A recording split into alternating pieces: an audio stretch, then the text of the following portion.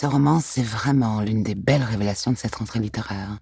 C'est un uppercut, on est comme sonné quand on ferme ce thriller, qui est un premier roman de Sherry Jones, romancière originaire de la Barbade.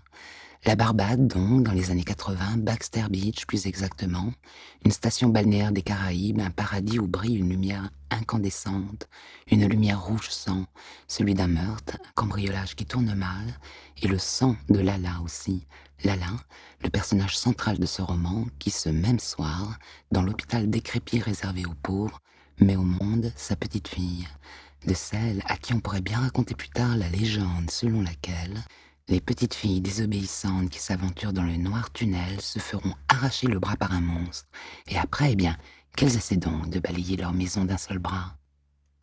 Lala, elle, voilà longtemps qu'elle a cédé à la tentation de l'obscurité, à la noirceur d'Adam, son mari, une vraie petite ordure, qui l'entraîne dans une escalade de la violence.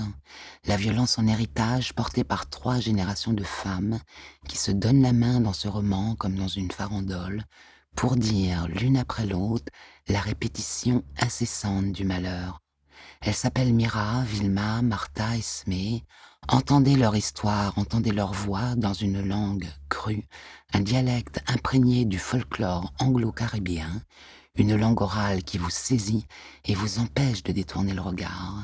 Alors vous tournerez fébrilement les pages de ce roman pour savoir, Lala, elle, va-t-elle s'en sortir? Quel ange rédempteur pourrait bien vouloir la sauver? Et par quel sacrifice Lala échappera-t-elle à la ritournelle entêtante du désastre?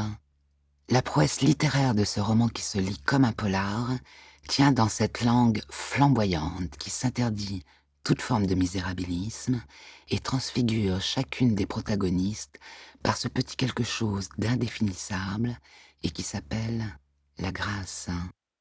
Et d'un seul bras, la sœur balaie sa maison, de Sherry Jones, et c'est aux éditions Calman Levy.